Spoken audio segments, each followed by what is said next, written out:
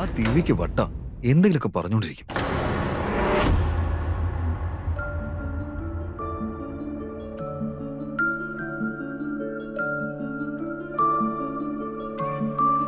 തണുത്ത കാറ്റുകിട്ടിയെ കുറിച്ച് സുഖാവും തോന്നുന്നു.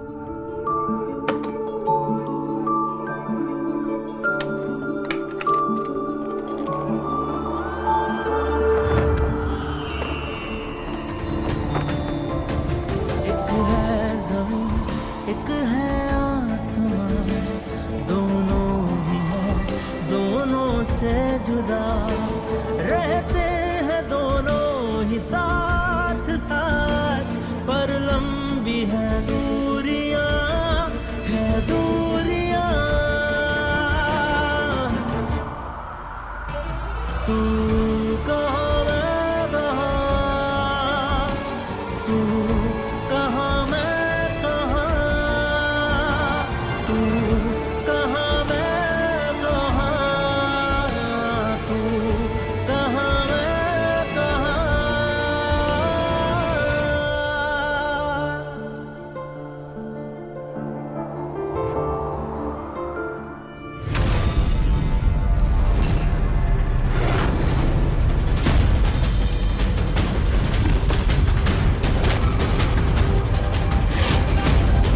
അത് പിന്നെ ഞാൻ ജനാല തുറന്നപ്പോ കാറ്റടിച്ച് ദുപ്പട്ട പറന്നതാ. അത് തിരിച്ചു വെച്ചെന്നുള്ളൂ, വേറൊന്നുമില്ല. നിന്റെ ഭാര്യയല്ലേ നീ? നീ എന്ത് ചെയ്താ എനിക്കെന്താ? നീ എന്തോ ചെയ്യും? ഇനി ബാക്കിയുള്ള കാര്യങ്ങളും കൂടെ ചെയ്തോ, പനി കാരണം വിറയ്ക്കൂല്ലേ? അയ്യോ നിക്ക് പോലെ. എങ്ങോട്ടാ പോന്നെ? ഒന്ന് ചെയ്തു കൊടുക്ക് പ്ലീസ്. ഞാൻ എങ്ങനെയാ? നീ ബ്രഹ്മചാരിയാണല്ലോ, പെൺകുട്ടികളെ കൈകൊണ്ട് തൊടില്ല, പക്ഷെ ഭാര്യയെ കൊണ്ടുവരും, എന്നിട്ട് അവളെ പരിചരിക്കാൻ ഞാനും. ഈ സംസാരം കേട്ട അവളെ എഴുന്നേക്കാതിരുന്നാ മതിയായിരുന്നു.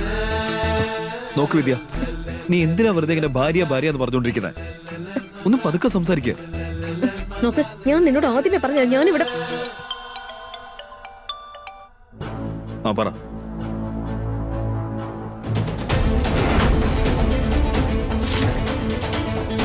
എന്താ? എനിക്ക് പെട്ടെന്ന് ഹോസ്പിറ്റലിലേക്ക് പോണം. നീ ഇവിടെ അടുത്ത് തന്നെ ഉണ്ടാവണേ.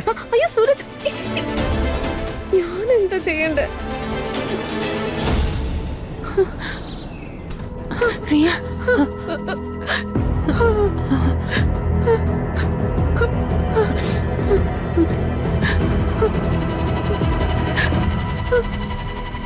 വലിയമേ, എന്താ? മരുമോളെ കൊണ്ടുവാ.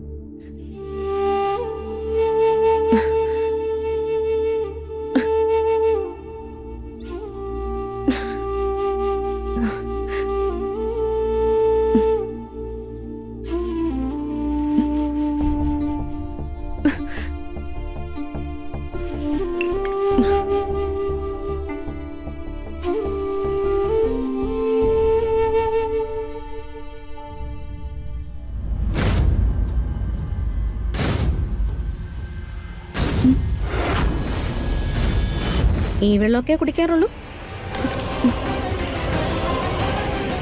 ഈ കുടുംബത്തില് പായസം വെക്കുന്നത് പോലും വല്ല ഓണമോ മറ്റോ വരുമ്പോ മാത്രം. അതുപോലെ ഡ്രസ്സിന്റെ കാര്യമാണെങ്കിൽ 10,000 രൂപയ്ക്ക് മൊത്തം കുടുംബത്തിനും ഡ്രസ്സുകൾ വാങ്ങിക്കും. പിന്നെ പുണ്യാഹം, അതിനിവിടെ ഗംഗാജലോ തളിക്കുന്നത്.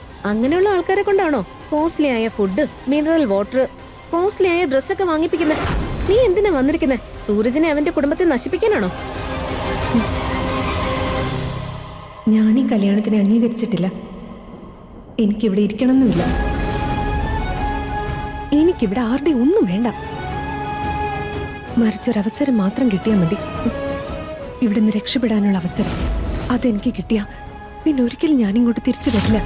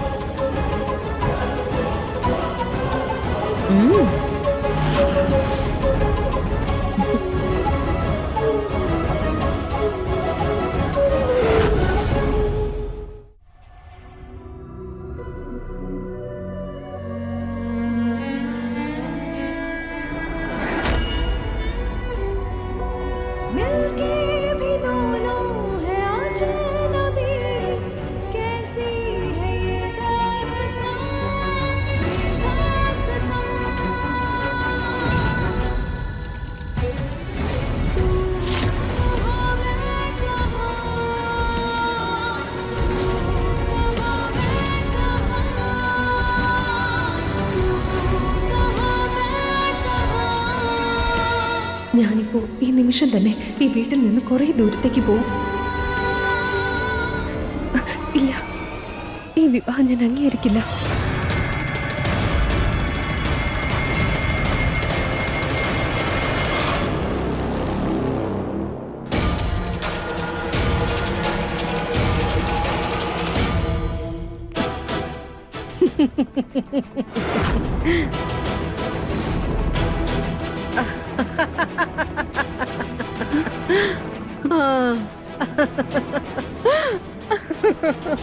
ഇതിപ്പോ ആരോ പറഞ്ഞതുപോലെയാ, തലച്ചോറ് കാൽമുട്ടിലാണെന്ന്. അതുകൊണ്ടല്ലേ ഇപ്പൊ കാൽമുട്ടിന്റെ കൂടെ അമ്മയുടെ തലച്ചോറിന്റെ കാര്യം കുളമായത്. ഇനി മൊത്തം കുളാവാൻ പോവാ. എടി മോണിക്ക, എനിക്കെല്ലാം കേൾക്കാൻ പറ്റുന്നുണ്ട്. പക്ഷെ സാരമില്ല, ഇന്ന് ഞാൻ നിന്നെ വെറുതെ വിട്ടിരിക്കോ.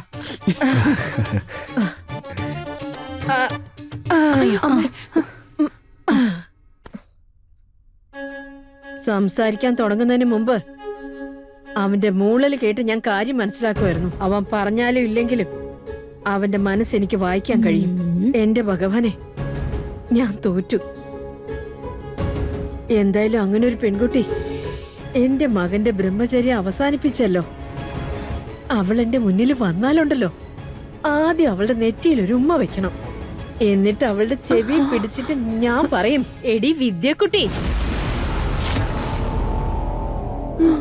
ഇത്ര അർജന്റായിട്ട് സൂരജിനെ കല്യാണം കഴിച്ച ഞാൻ അറിയില്ലാന്ന് കരുതിയോ?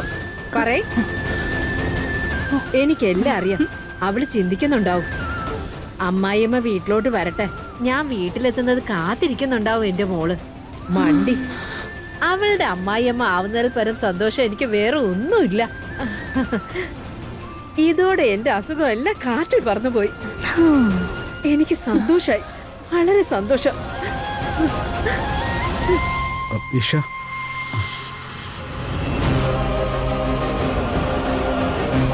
ഇഷ, ഇഷ മോളെ. ഇഷ മാഡം,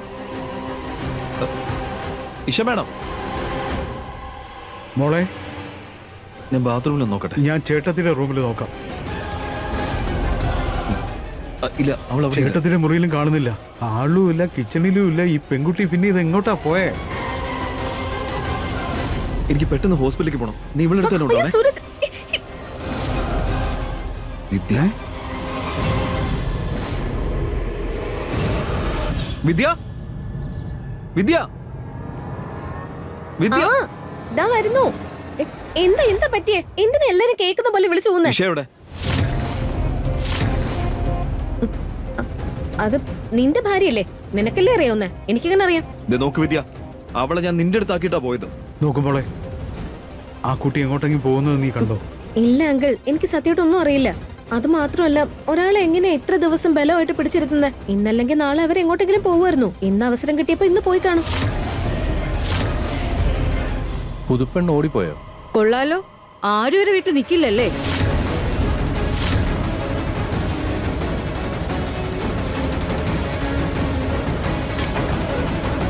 ഇനി നീ അവളെ ഇങ്ങോട്ട് തിരിച്ച് പ്രതീക്ഷിക്കണ്ട. ഇനി നീ എന്റെയാ, ഞാൻ നിന്റെയും.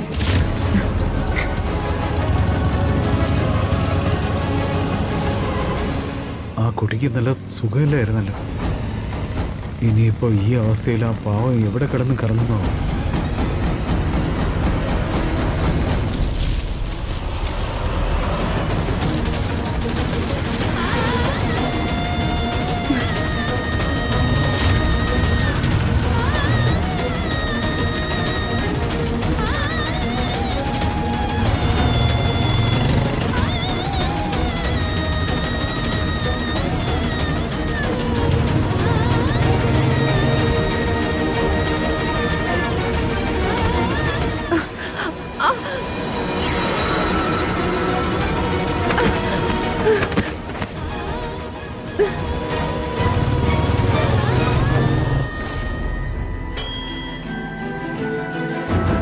ഭഗവാനെ, അവളൊരു പാവം കുട്ടിയാ. അവൾ എവിടെയാണെങ്കിലും അവൾക്ക് ഒരു കുഴപ്പം ഉണ്ടാക്കാതെ സുരക്ഷിതമായിട്ട് നോക്കണേ പ്രഭു.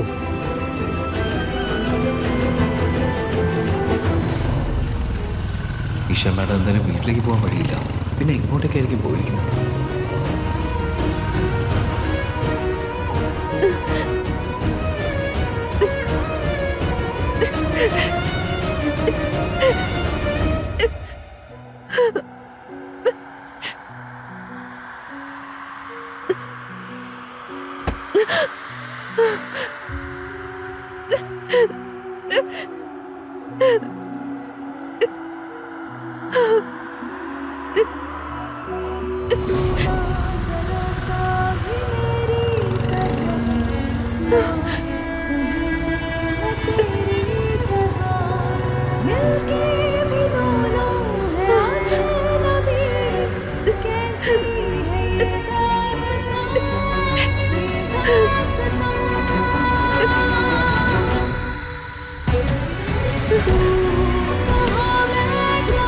എന്റെ മോൾ എഴുന്നേറ്റോ?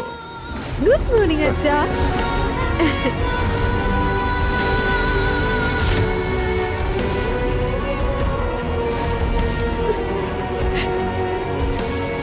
അച്ഛാ ഞാൻ എന്തായാലും റോഹനെ മാത്രമേ വിവാഹം കഴിക്കൂ അല്ലേ?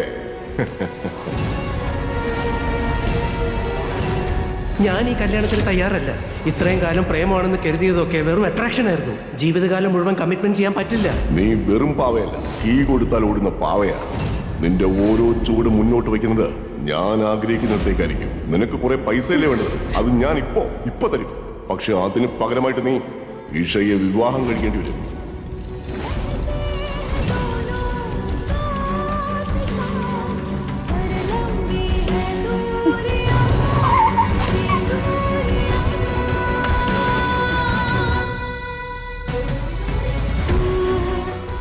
ചേട്ടാ, ദേ ഈ പെൺകുട്ടി എവിടെയെങ്കിലും വെച്ച് കണ്ടിട്ടുണ്ടോ? ഇല്ല.